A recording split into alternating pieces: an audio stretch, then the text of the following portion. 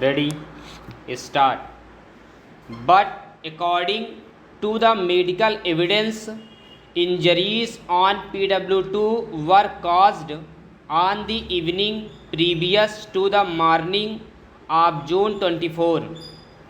This taken away the basis on which he was accepted by the trial court and the High Court as an eyewitness, notwithstanding his proclivity to mix up falsehood with truth.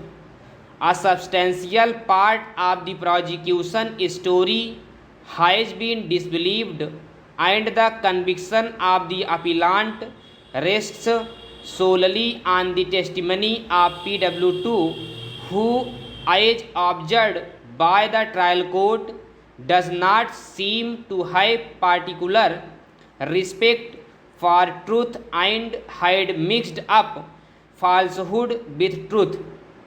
His credibility as an eyewitness lay only in that the trial court and the High Court assumed that he had received injuries in the same occurrence in which the deceased was killed.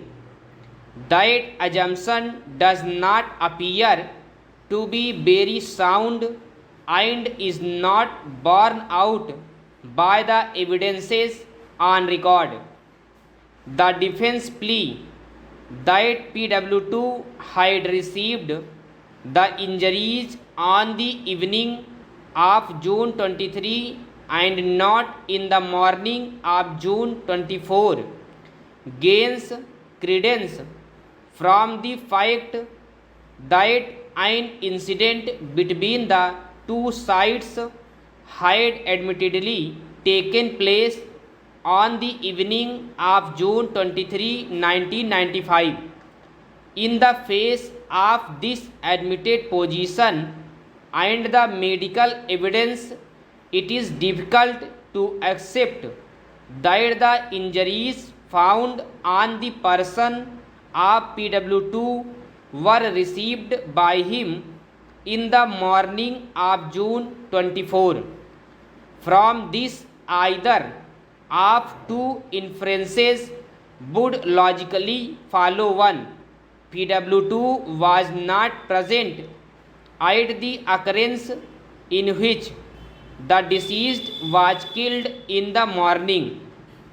The occurrence in which the deceased was not killed in the manner as suggested by the prosecution.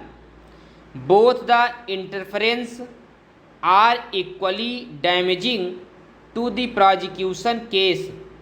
In view of the facts and circumstances, it would be highly unsafe to uphold and sustain the appellant's conviction for the offence of murder, and the prudent and safe course would be to give him the benefit of doubt. Accordingly, he is acquitted of the charges under section 302 and 324 IPC. The next appeal is directed against the judgment of the Punjab and Haryana High Court in Criminal Appeals numbers 201 of 1996, confirming the appellant's conviction under section 302 of the Penal Code and life imprisonment. On the fateful day, accused persons armed with dangerous weapons and bombs attacked the deceased and the prosecution witnesses.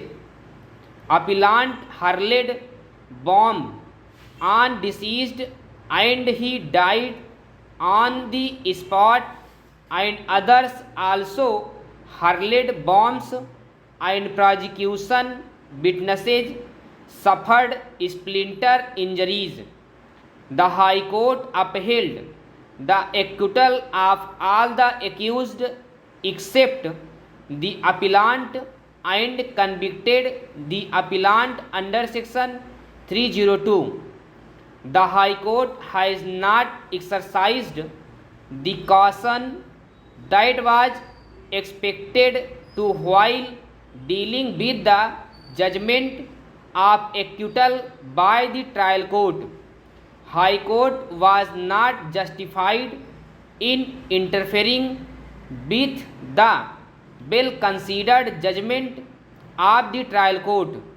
The judgment of the High Court is set aside and that of the trial court is restored. The well-considered judgment of the trial court has been upset by the High Court, and in its judgment the High Court relied on the complaint.